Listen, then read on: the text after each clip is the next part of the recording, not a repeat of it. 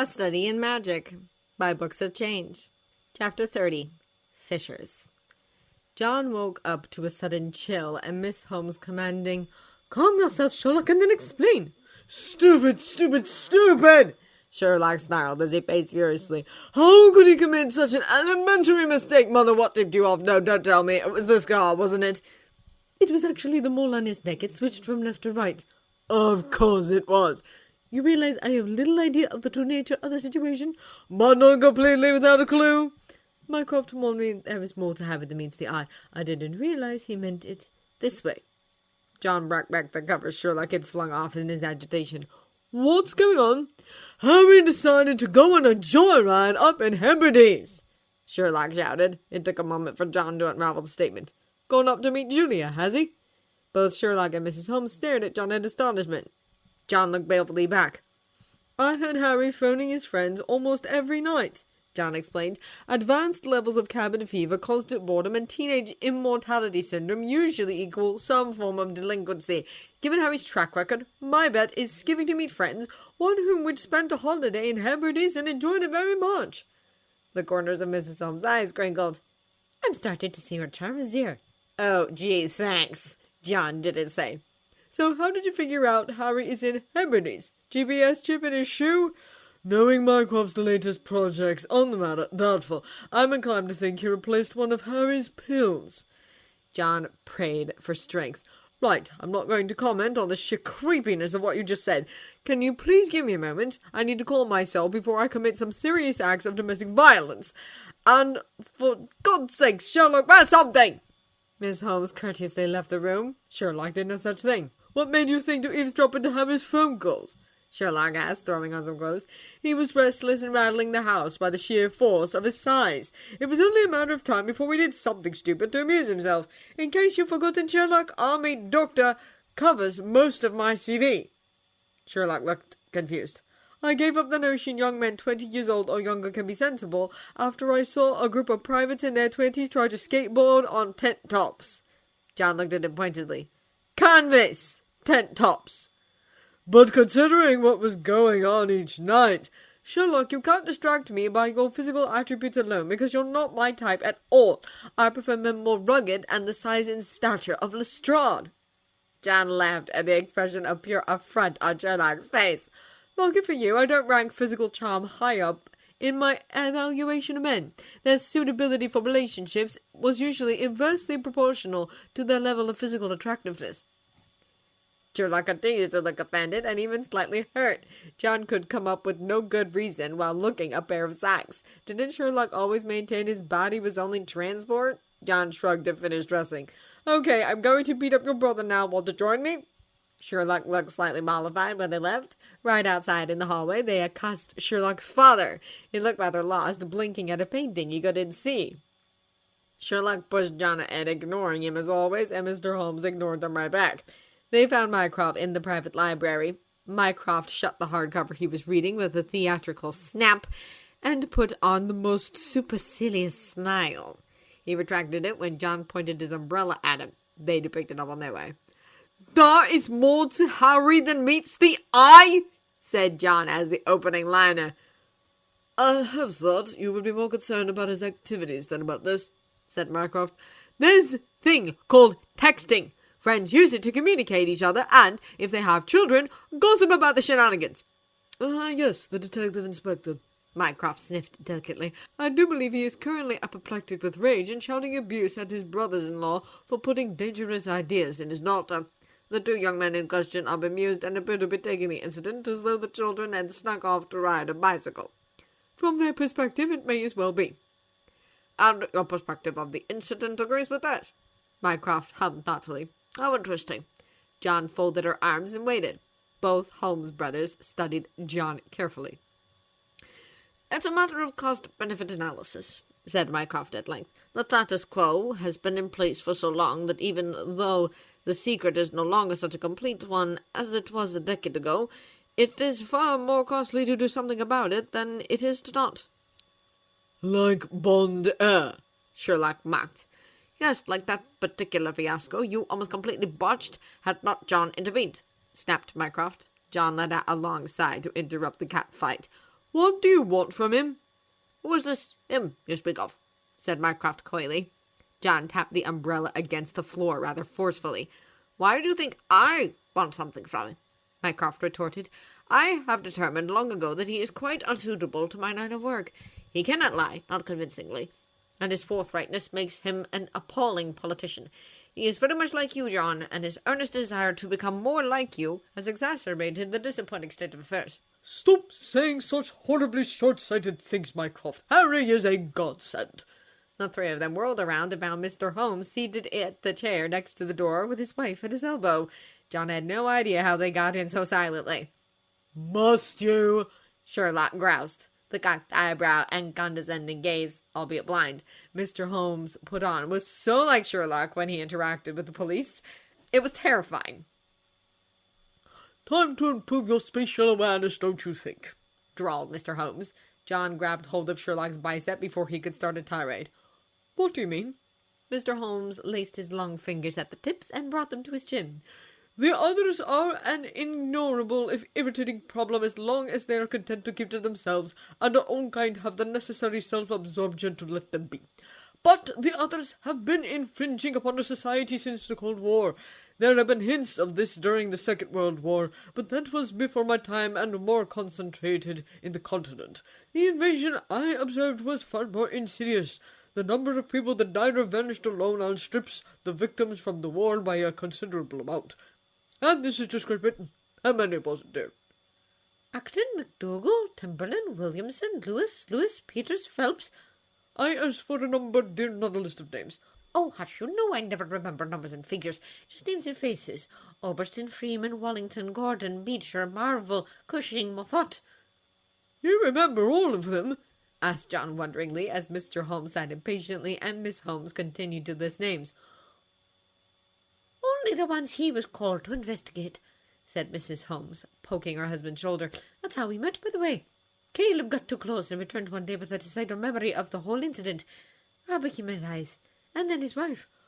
Okay, so when you said war, it was the Cold War, the invisible other war. It doesn't matter either way, said Mr. Holmes dismissively. I got off lightly. My fellows were not so fortunate. Holdhurst spent the rest of his days thinking he was the chamber pot. John winced. But the gross infringement died down for the last decade, said Sherlock. It must have. Yes, after a week of shooting stars in Kent, flocks of owls travelling to and fro across the country in broad daylight, and men and women in cloaks, robes, and witches' hats wandering the streets celebrating about 12 years ago, said Mycroft sardonically. We do keep track of these things. John felt cold, not because Mycroft knew about the magic world, that was expected, but because every time Mycroft put his sticky fingers into something, all the wonderment and joy seemed to vanish at its wake. The thought of wizards and witches like Arthur and Molly forced to dismantle their culture to avoid government-sanctioned witch hunts was too horrible to bear.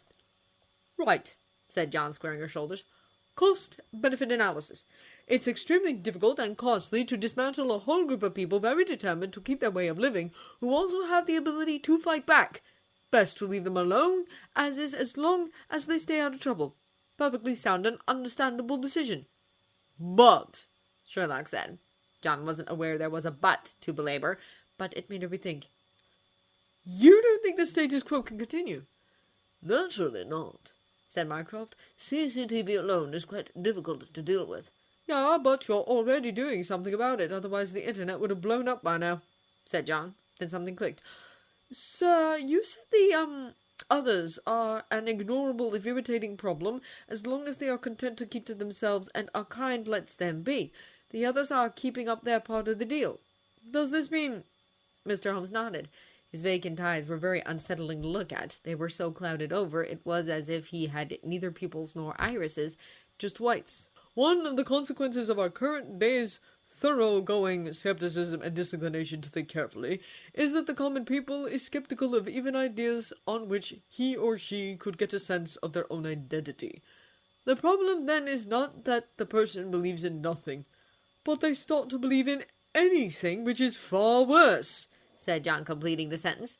Mr. Holmes gave John a one-sided smirk, just like his sons were wont to when John had done something unexpectedly clever. You were not as limited to popular literature as I was led to believe, he said. But yes, that is quite true. And J.K. Chesterton remains prophetic as always. Now here is the fallout based on the current cultural climate.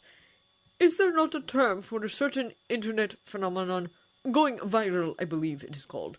It will only take one video, just one, to go viral and trigger a cascade of reaction all around the globe. More witnesses will come out of the woodwork and inflame sentiments. Some will welcome the others the same way some people welcome the notion of ghosts and UFOs. Most will react in fear and lash out. There will be great division of opinions. Mediation will be impossible once certain religious groups get involved. The others will scramble to stem the tide, and if they use their usual method of hiding, and there is no reason to think they would not, public opinion against the others would increase exponentially, as those who initially welcomed them would feel betrayed, and hell hath no fury like those who feel as though their friends have betrayed them.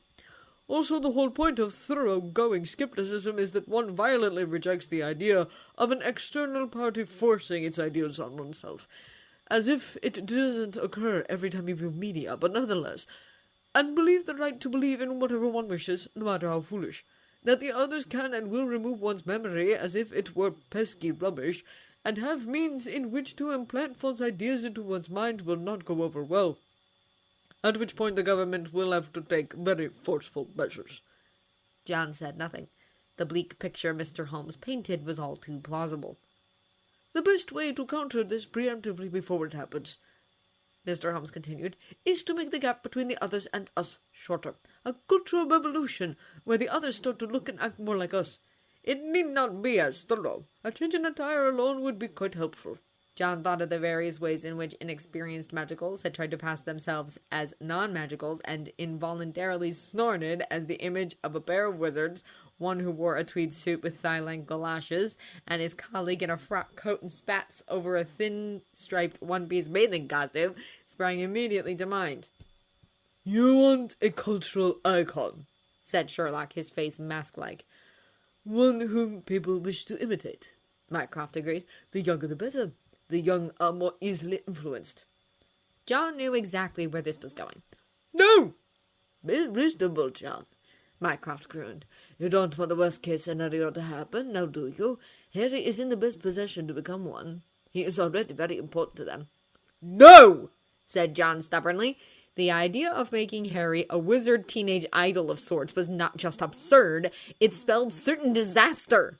John still had nightmares of examining the cupboard under the stairs where Harry had spent 9 years of his life, like some forgotten boot. The smell inside there alone had brought flashbacks of a rack. John had had to sit down to quell the urge to vomit or whip out a pistol and start shooting things. The memory of rocking Harry to sleep when he was still a tiny wisp of a boy who barely weighed anything, and his height at the very bottom of the growth scale, still burned brightly in John's mind. Even now, John thought bitterly, for all the recovery he had made and all the growth he had achieved, Harry was still short, skinny, and hesitant around a crowd full of strangers, preferring anonymity to acknowledgement because any and all attention he received most of his life was negative. Forcing him into the spotlight and media scrutiny would damage him beyond measure. No. Just no!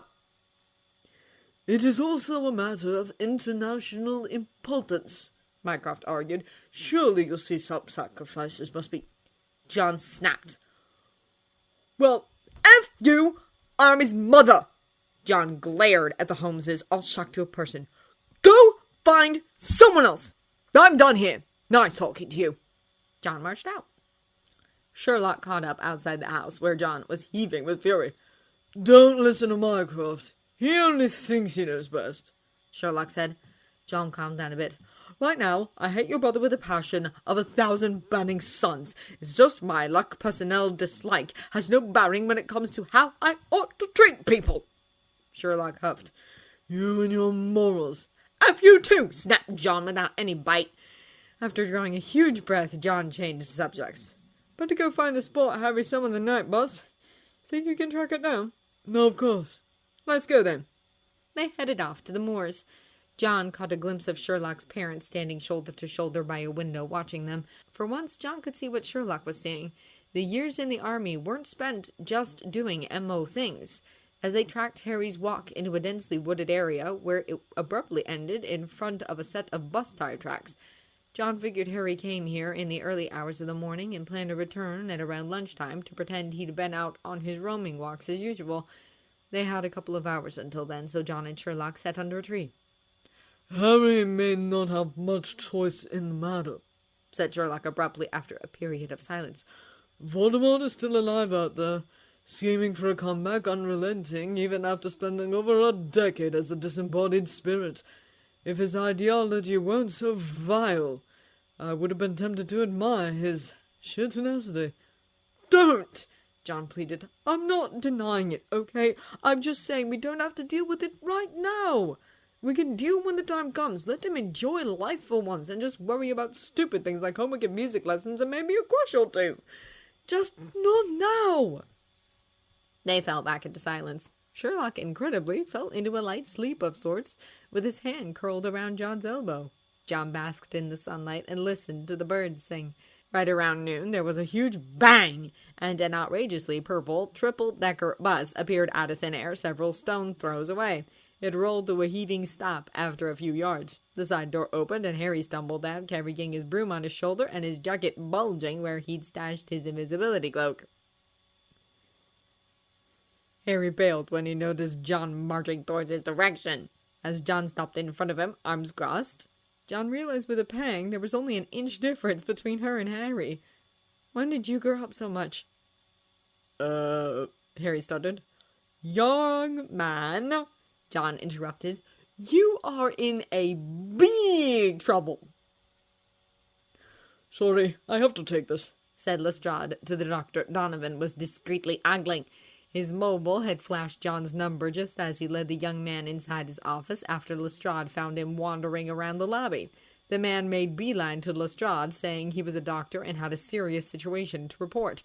Normally, he'd let John wait without guilt, but Lestrade wasn't sure how long he was going to last without the Baker Street duo. When there was a prison escapee who had a gun, the Home Office was very keen on catching on top of the usual workload, and his ex-in-laws fighting each other daily. The last bit made Lestrade wilt like something. Metaphors were not his forte. All he could say was that these days he felt like fleeing with his ears covered whenever he stopped by Jackie's place, normally a place of refuge, once he got over the "I'm going to get killed" feeling in the driveway. Just this morning, the three Shin men aligned themselves against Jack, whose health had deteriorated. Again. "Ticked off," Jack had demanded from the sofa where she'd been convalescing for the last 3 days, referring to the Langlock curse one of them put on her to make sure she wouldn't verbally agree to any suggestion that remotely let the Ministry of Magic have control over her magical mobile phone-related inventions. A brilliant piece of work. It really would be a shame if the government screwed it over, but was it worth Jack getting sick over? "No, not unless you promise not to hand over MMN to the Flu Network authorities," growled Jeremy. Jack's lips drew into a thin line. "I'm not some wind toy you can shut the mouth of whenever I say something disagreeable to you," she snapped.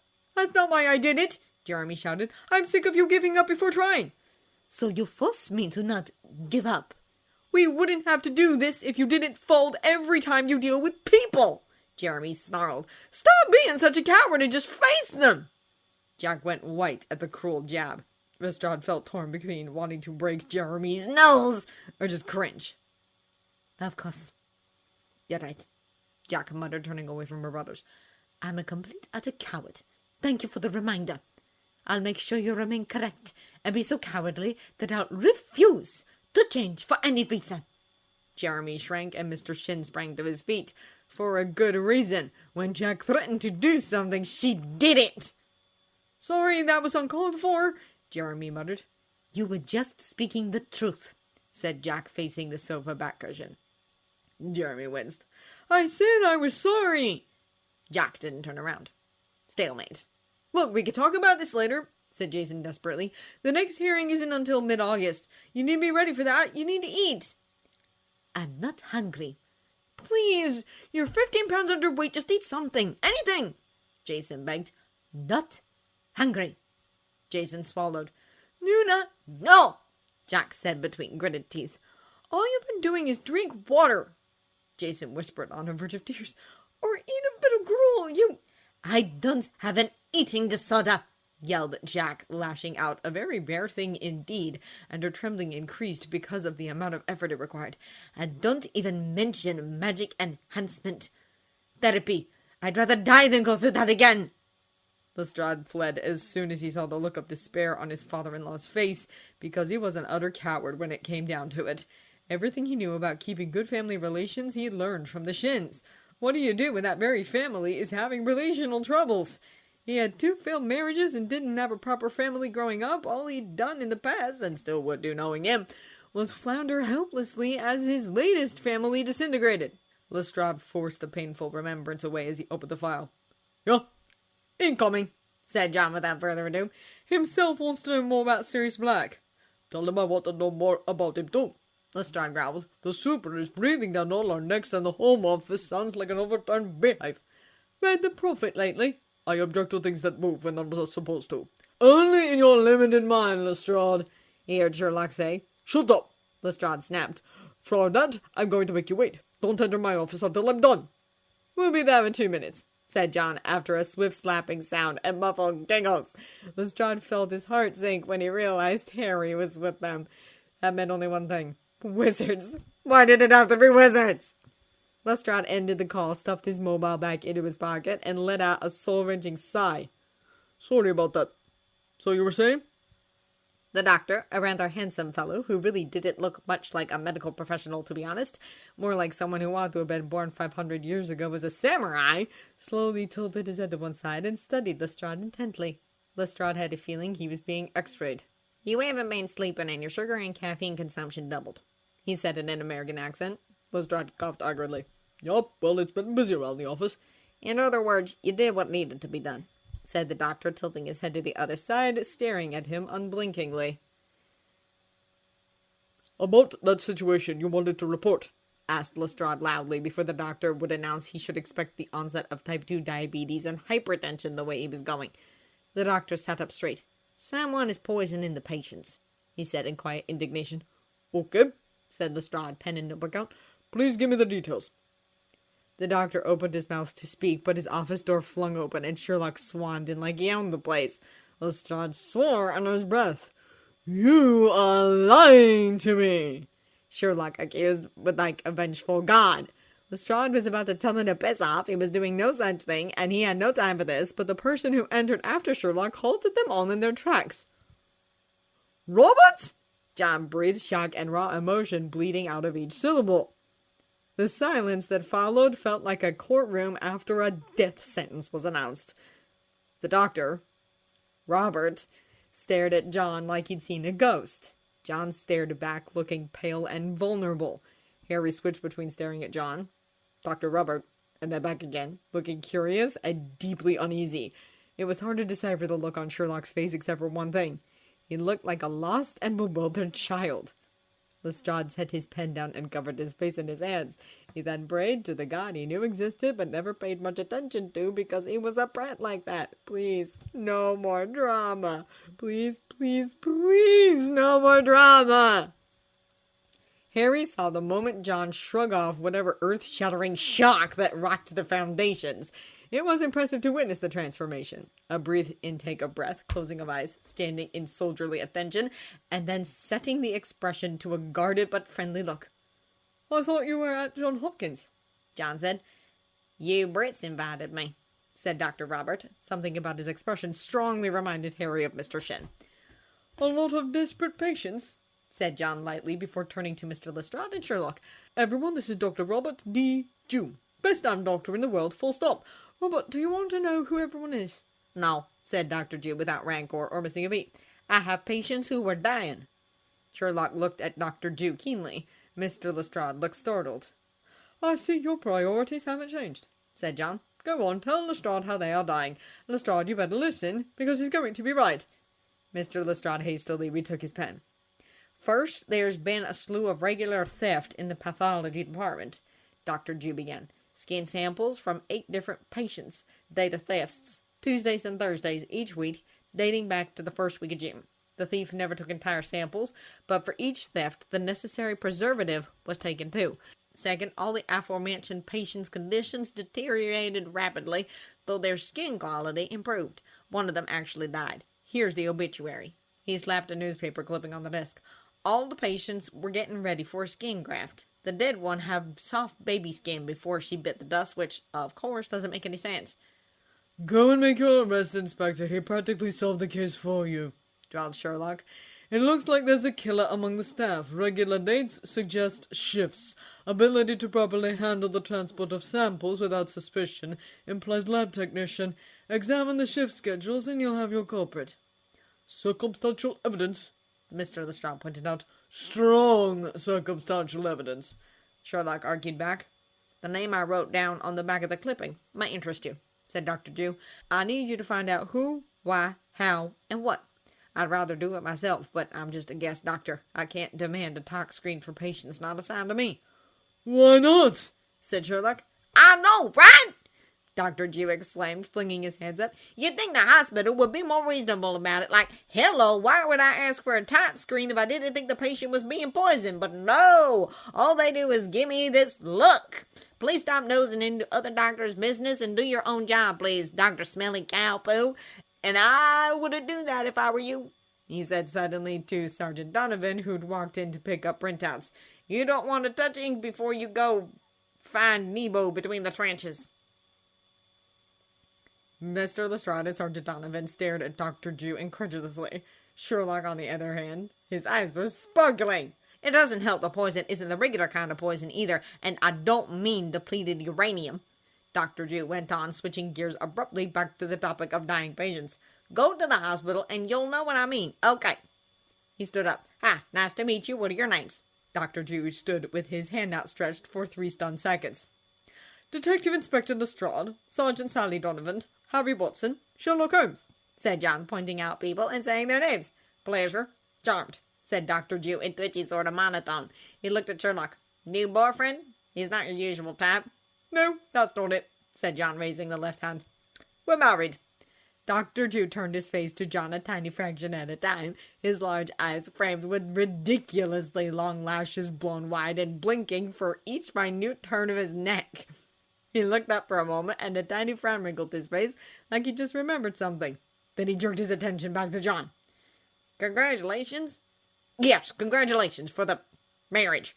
Dr. Jew screwed his eyes shut like he was trying to figure out the exact wording he was supposed to use in a foreign language he was only half familiar with. I wish you many happy years and nice children and... Okay, you can stop there, said John. We're getting better at normal human interaction. You're a liar, but a kind one. You've even started harboring sympathy towards mankind, too. I'm not, exclaimed Dr. Jew, looking very disgusted. Being the best doctor in the world doesn't make you like the patients, or people in general, said John by way of explanation. You would despise the great mass of humanity, too, if you really know what's going on inside their heads, Dr. Jew muttered. That's all. Now, excuse me, I want to tarnish my soul with some therapeutic swearing. Bye! He lunged for the office door like he couldn't get out fast enough. But then Dr. Jew stopped abruptly right outside the glass wall office and backtracked a few steps. Haley, start your son on a light cardio regime. It will help his asthma. Don't worry about your sugar intake, Detective Inspector. You really are doing what needs to be done. Just substitute the sweet pastries to chocolate and you'll be fine. And you, Dr. Jew pointed an accusing finger at Sherlock, start on a good marathoner's diet. The irregular meals are actually turning you stupid. Okay, I'm really leaving now. Peace. Then Dr. Jew went on his way. As soon as he vanished from the premises, everyone stared at John. Yeah, said John, nodding. He's always like that.